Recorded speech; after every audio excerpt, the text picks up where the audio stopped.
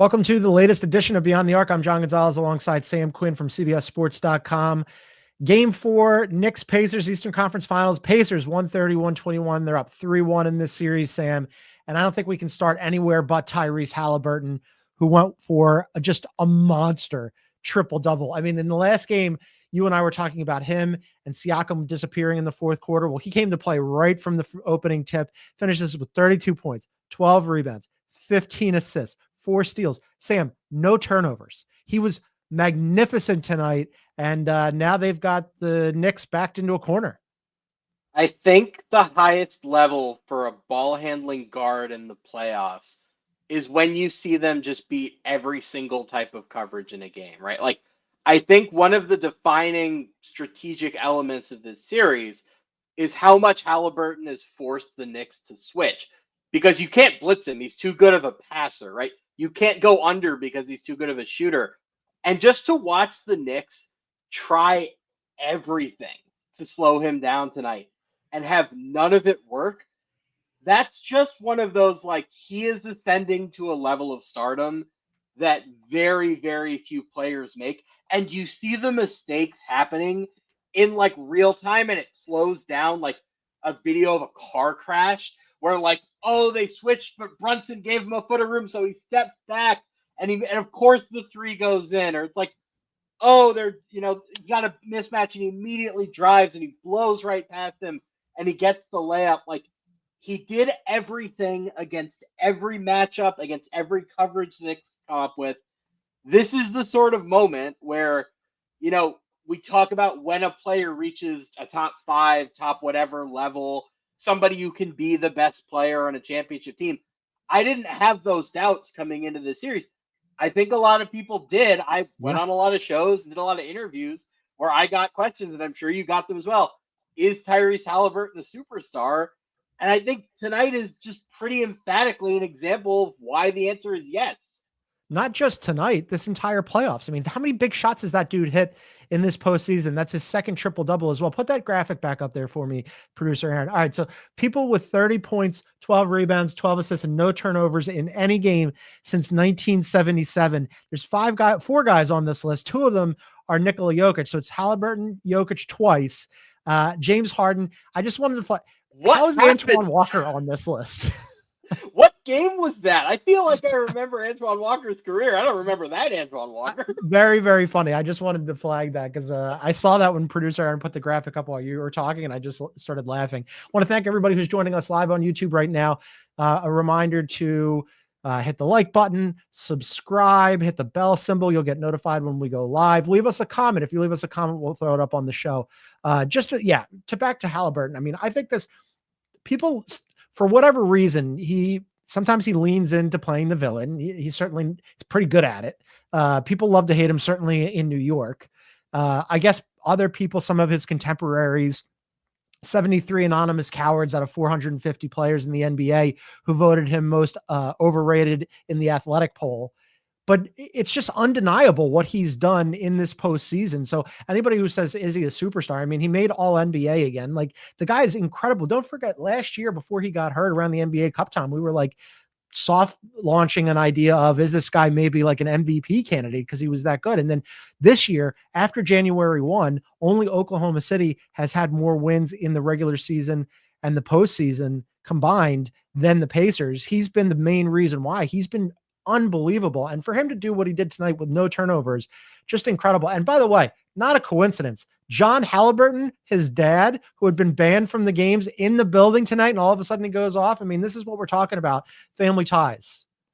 I'm glad you brought up the player poll. I think this is an important conversation because I think a lot of the loudest, and I don't know how to put this, a lot of the loudest and voices that I think we disagree with frequently, or I think they're coming at it from a similar place, where I think for so much of this season and throughout the Haliburton hype train, there's sort of been a thought that he's not a traditional on-ball superstar guard, right? Like, he's not somebody who every game is going to put up 25 shots. He's not somebody who's trying to ISO into a midi very often.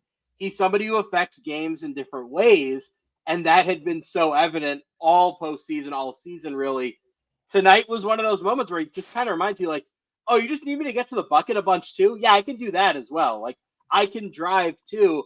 I feel like tonight was almost kind of a marriage of the nerd stuff that I think we loved and a lot of the more generic stuff where he was being so much more aggressive as a driver. It was just really like rewarding and validating, I think, for us to see, because I think we were both on the Haliburton train like forever, as long as Sure. this has been going on. I got really tired of telling people that his hamstring was hurt, and that's what was happening last year, Sure. right? Like, and I think that was what was happening early this year too, right? Because he goes to the Olympics, and now, of course, he's not playing much, but he's traveling, he's practicing with these other Olympians. Like, that's not an ideal recovery setting. And of course, he's playing for his Supermax contract last year. So he kind of rushes back because he has to meet the 65 game minimum. And he does, and he gets his raise. But I think that slowed down his recovery with his hamstring. And around December, January this year, he starts to look healthier. He starts to look more like himself. And the Pacers have just sort of soared as a result.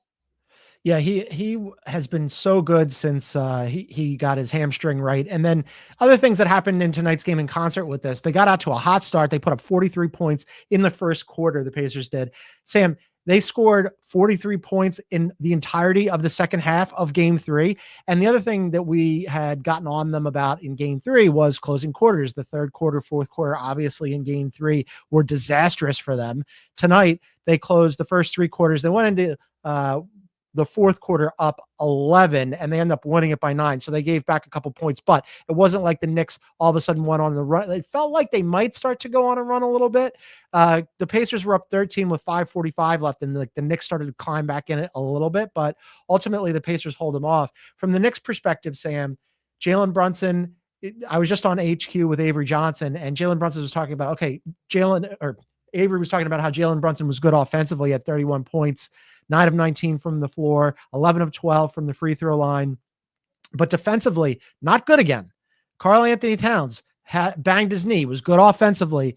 Defensively, left some things to be desired. And then Mitchell Robinson, who started again tonight, Sam, ended up playing just 19 minutes, 7 rebounds. I'm not a big single game plus minus guy, but I thought it was instructive tonight that immediately Tibbs and his coaching staff went, yeah, this is not working, because the Pacers were exploiting Mitchell Robinson multiple times when they were switching on him. So not great for the Knicks defensively after the fourth quarter in the last game when they were good defensively.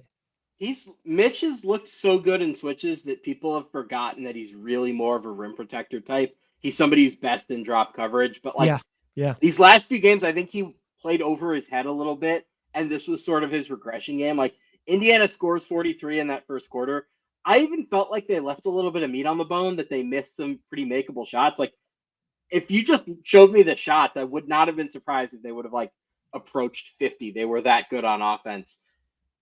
I don't think the Knicks have answers. I feel like they've tried everything here. Is it a little concerning to you that it feels like almost every Knicks run comes with either Brunson or Towns on the bench? Like, they almost look a little bit better with only one of them out there, and then 4 guys who have a pulse defensively.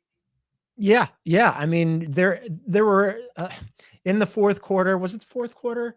I forget. I think it was the fourth quarter, but it was first certainly happened in game 3 where Jalen Brunson was out because he was in foul trouble, where they called out how, all of a sudden the Knicks went on a run, and you're like, this is kind of curious.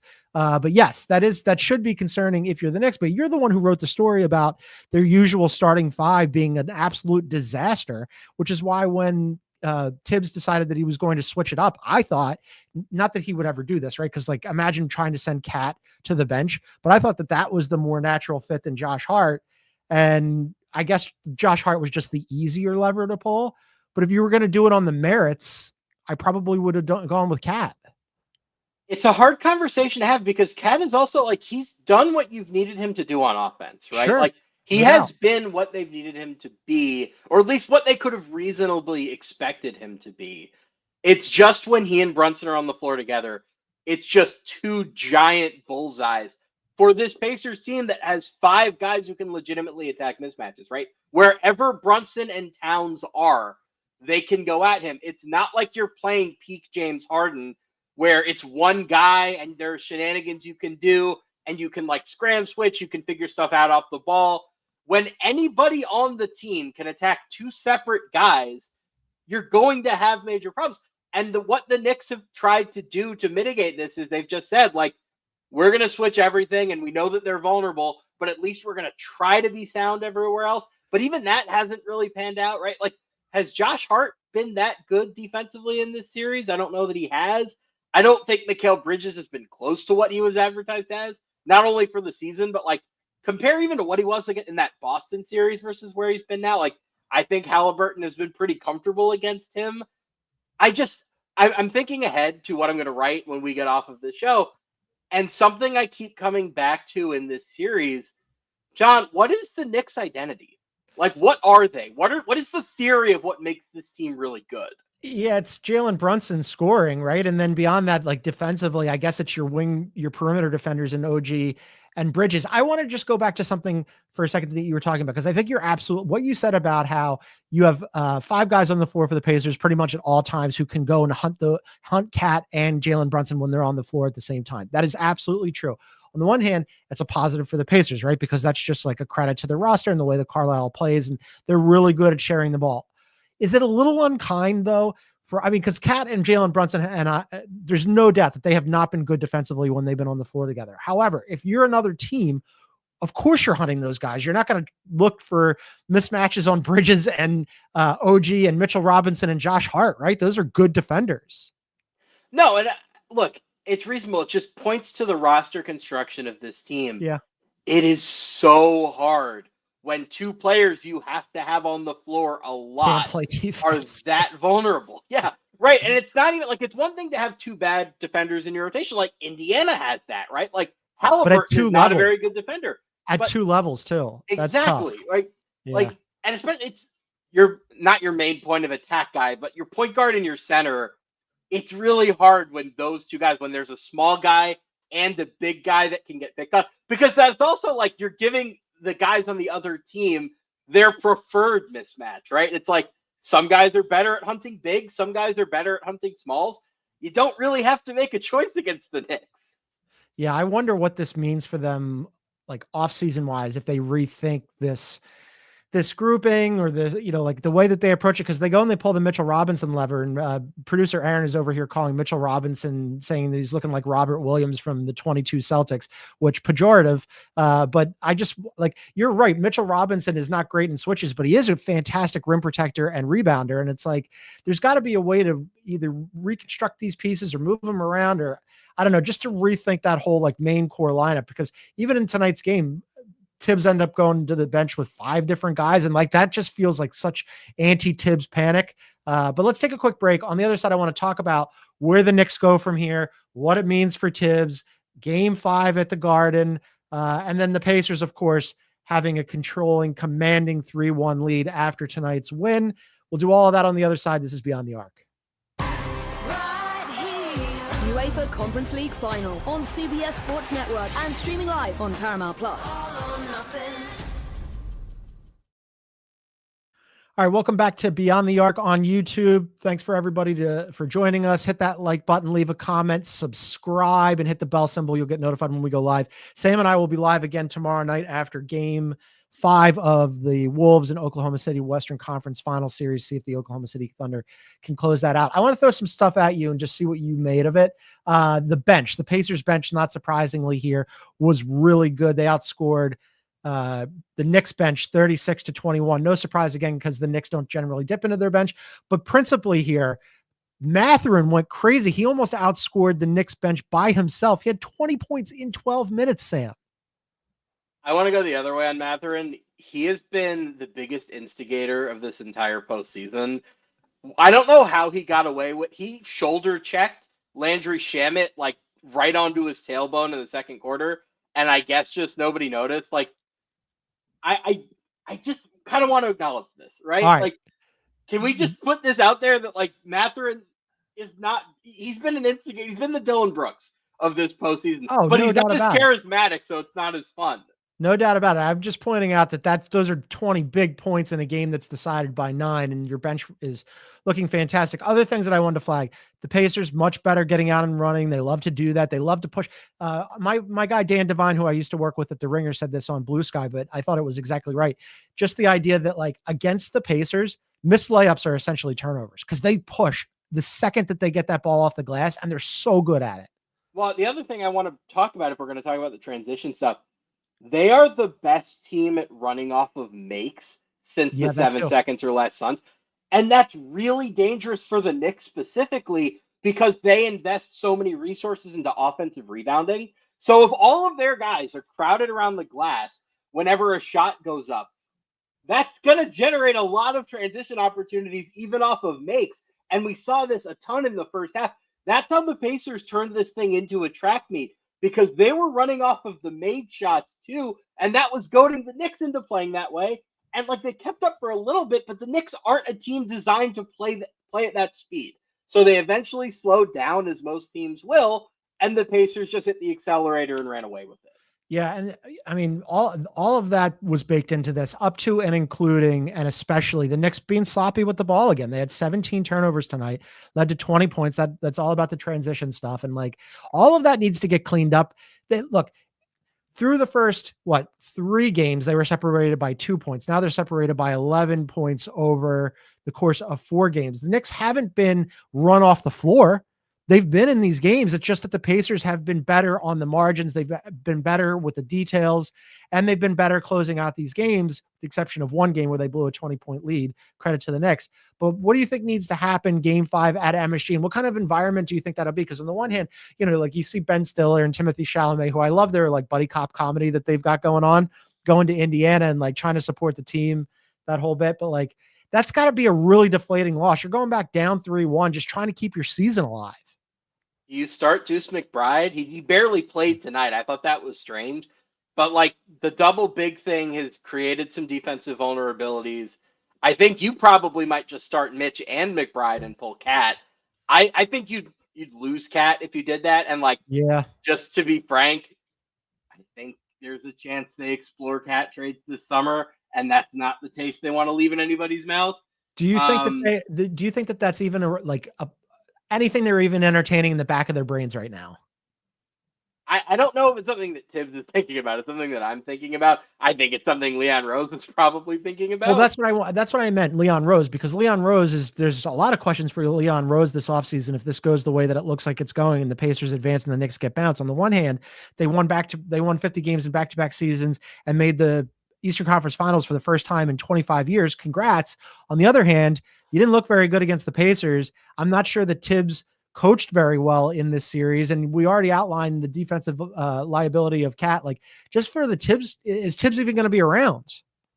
I suspect the answer is yes. I think game 3, kind of at the very least, what game 3 showed was that he did have a hand on the wheel, right? The series may not ultimately go well, but just making the change to Robinson, at least like that covers the biggest sin that Tibbs had committed, which he was so committed to that starting lineup that wasn't working. But is that like such a low bar that you can trip over it, that just because he made an adjustment to his starting lineup in a series where you're threatening to be down 3-0, that like, okay, and he used his bench a little bit, like this feels like a really low bar for an NBA head coach in the Eastern Conference Finals.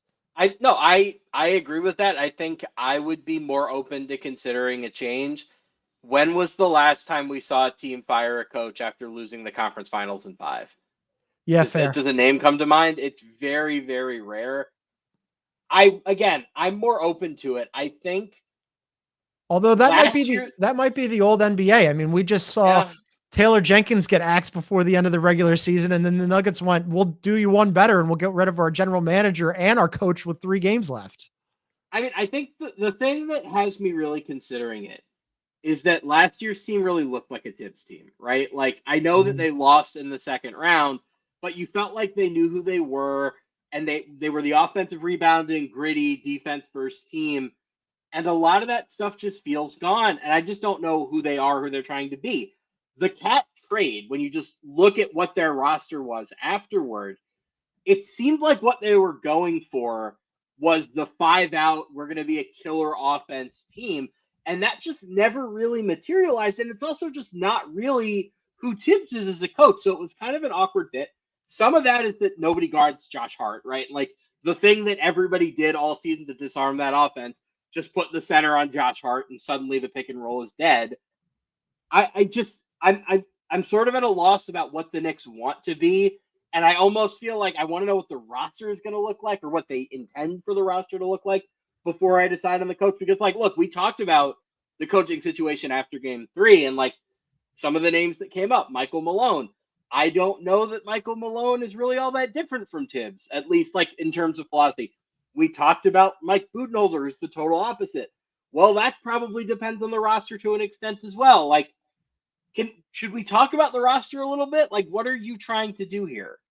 Yeah, I mean, well, one, I'd want a more useful bench or some pieces beyond Deuce and Mitchell Robinson that he would be even like, if it's going to be Tibbs, if Tibbs is going to be there and you can have like a come to Jesus with him and be like, listen, man, that you can't put, although I don't think that you can look, we could sit here all day long and be like, they should get some more pieces that gives Tibbs more optionality, and then he can mix and match as necessary, kind of like what Rick Carlisle will do when he has a bench unit that he trusts and he can keep guys out there when they've got a hot hand. But Tibbs is Tibbs. Like, are you really going to get a guy, even if you went out there and did that, and Leon Rose did an incredible job of it, is the Leopard going to change his spots? Like, we have such a huge amount of evidence that would suggest otherwise. Well, they also just don't have any picks and they don't have any financial flexibility, right? Yeah, like, if that too. If they're going to change their roster substantially, it means trading one of the expensive guys. That's just the reality. Like, maybe they hit a home run on a minimum signing and, like, we can throw out some names. I'm going to do this to you just because I have to. Okay. I kind of think Ben Simmons would be an interesting fit for them as a minimum guy. Like, I know that's, I knew that's how you're going to react, and it's a reasonable reaction, but, like, that's the pool that they're swimming in right now, right? Like, yeah, the Clippers actually like him, believe it or not. And I suspect that he's going to stay in LA. But they don't have access to, like, major bench improvements. If the roster is going to be different, it's because they moved one of the core guys. Now, they're never moving Brunson. That's just the reality. He's the face of the franchise. Bridges, that not only it's just you would never, to save face, you couldn't make that trade. Right? Yeah, if you trade 5 first-round picks for Bridges, you absolutely cannot trade Bridges. So that means it would be Cat or OG, I guess. But OG is useful. Well, and it can't be OG. He's way too important. You're right. And, like, now maybe could it be Hart? I think that's tough given the relationship with Brunson. I also don't know what kind of market he would have. You're right. It probably would have to be Cat. I would take umbrage with Josh Hart. Josh Hart was moved around before he landed in New York. He was moved around a lot because there was always a market for Josh Hart. I think that, like, he's definitely a guy who, like, I'm not going to say 29 other teams, but I don't know, 24 probably would be like, absolutely, we could use a Josh Hart. But I don't know that he's a needle mover either, if that was your point. Right. I think with the shooting, it gets a little tough. But, like, look, yeah. I'm going to bring up, it feels a little clickbaity to say this, but I think we kind of have to have the conversation if we're going down this road. Trade deadline, Kevin Durant almost gets traded to the Warriors. There's reporting after the fact. There were a handful of teams that there was some mutual interest in. One of those teams was the Knicks. And, well, let's just be honest, there's not another way for the Knicks to do that if it's not Towns. Interestingly here, you know who Karl Anthony Towns is, one of his best friends in the NBA is?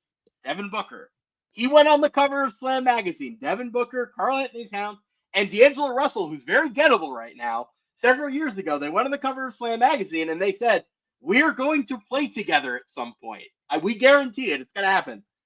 Is now the time for that? Does Karl Anthony Towns, or does Kevin Durant, rather, address some of these problems for the Knicks? Now, I think they would have further issues they'd have to solve. Number one, they need another center next to Mitchell Robinson because you can't trust him to be a full-time starter health-wise. So you'd have to do something else.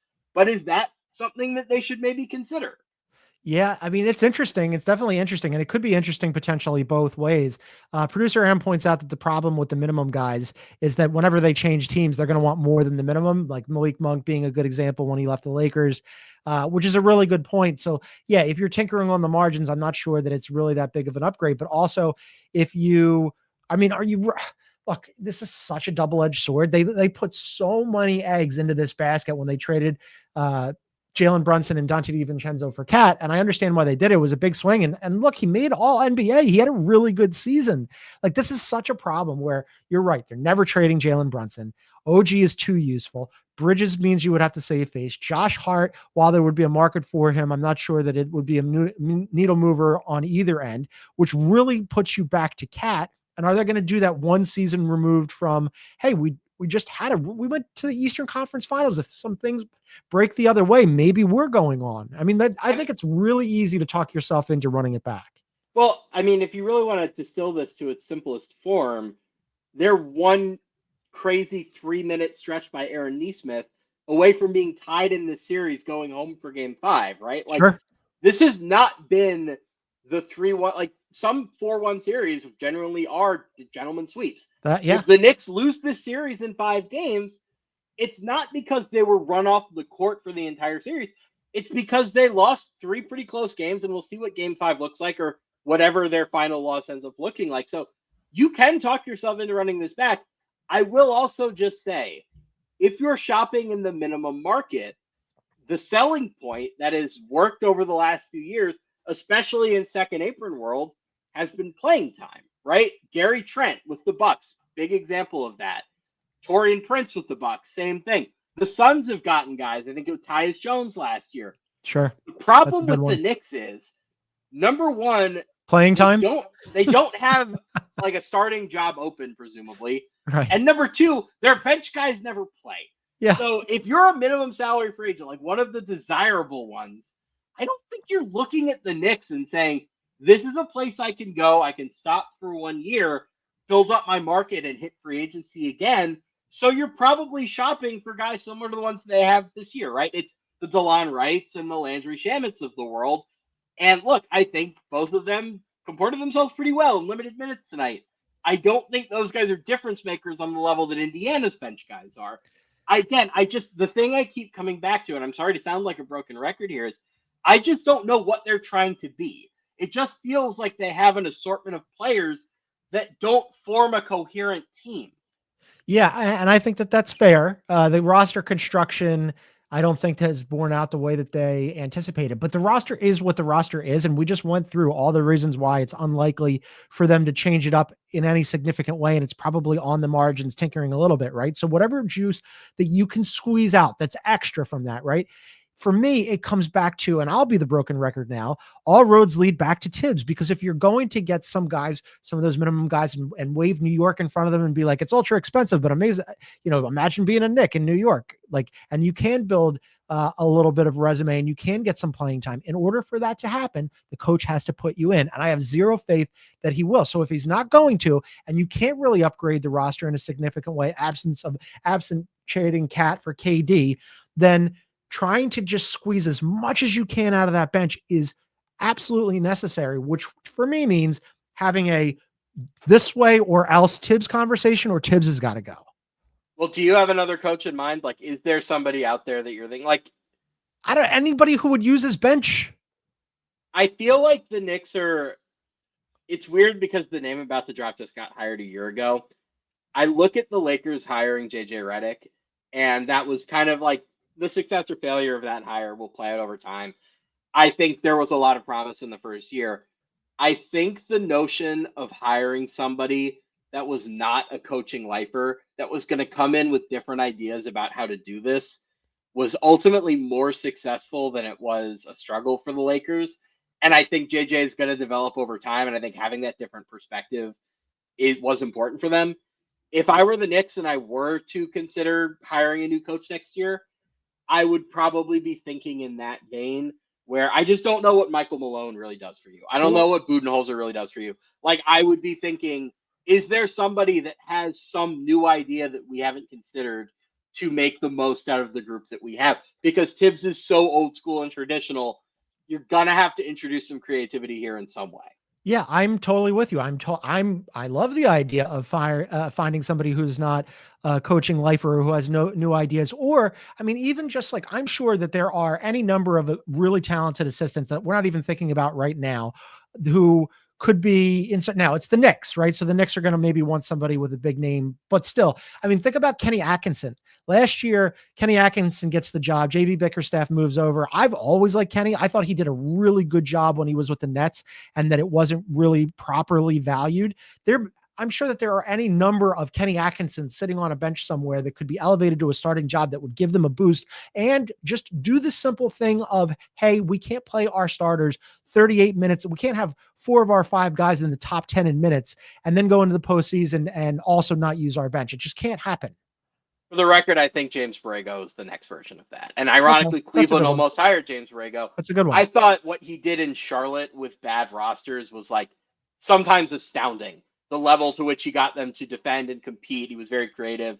You know, I almost like, I'm just trying to think of outside of the box games. And I'll take this step further with you talking about assistants and how much brain power there is in the NBA.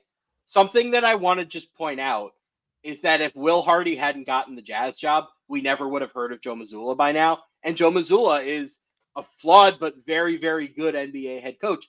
I do think there's something to the idea of like, let's just talk to 20 people and see who has interesting ideas that we haven't considered. Yeah, I like that idea. I mean, it's the Andy Reid model where like nobody knew that, not to bring it all back to Philadelphia, but he was a quarterbacks coach in Green Bay that nobody had heard of. And now he's like one of the greatest coaches in NBA or NBA and NFL history. So yes, I like that. Producer Aaron wants to know, do you want to kick the tires on a lightly used Terry Stotts? I think I'm good. I think I'm okay there. You know, I don't think he was bad in Portland by any means, but I felt like all of those Portland teams were solved in the same way, where they would go through the season and Mo Harkless or Al-Farouq Aminu would just camp out in the corner all season, and they would make 34.5% of their threes, and the offense would be really good, and then they'd get to the playoffs, and those guys would stop getting guarded, and Terry would just kind of shrug and go like, well, that's the end of me. I don't know what to do here now. So I think I'm good. I don't know why we're even going through this because they're definitely going to talk themselves into running this back. Hands down, not even a question about it. As producer Aaron points out, the Pacers talked themselves in, although I think it's slightly different just because of the Pacers, but the Pacers talked themselves into running it back because they could do the same thing in the Eastern Conference Finals last year, which was, we could have won this game. We could have won that game. There's a whole bunch of close things, which is totally true. And now look, they're one game away from the NBA Finals. Very impressive. All right. I think that's going to do it for us tonight, but Sam and I are going to be back tomorrow night following Game 5 of the Western Conference Finals. OKC up 3-1. We'll see whether or not they can close it out. Very tough to win in Oklahoma City. They've only have 7 losses at home all year between the regular season and the postseason. So Godspeed to the Wolves, but we'll see if they can pull that off and extend. Come and join us right here on YouTube at Beyond the Arc CBS. Sam has to go and write, but be sure to read Sam's stuff on CBSSports.com. Sam, any final notes? I'm looking forward to tomorrow. I think we're going to get an Oklahoma City coronation, and I want to tie in tonight's game to that. I think just given the way this works, the media cycle works, Tyrese Haliburton is going to have some bad games against the Thunder. That's just how it goes. The Thunder do that to everybody. When that happens, please remember the game that Tyrese Haliburton had tonight, because this is an example of who he is.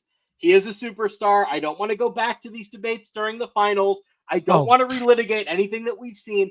The Thunder do this to everybody. And when the Thunder hold him to a 5-point game or whatever, or they win a game by 22, I don't want to go back to this. Are we clear? Like, this is settled law. What world do you think that you live in? This thing's getting memory hold tomorrow. We have collectively as a society, we have the memory of a goldfish. Like nobody but you and I will remember this, and we'll have to bring it up again. So I got bad news for you on that. Anyway, the whole point here is come join me and Sam after Game 5 between Oklahoma City and the Wolves in the Western Conference Finals tomorrow. But for now, for Sam Quinn from CBSSports.com, I'm John Gonzalez. Thanks for joining us, everybody. See you tomorrow night.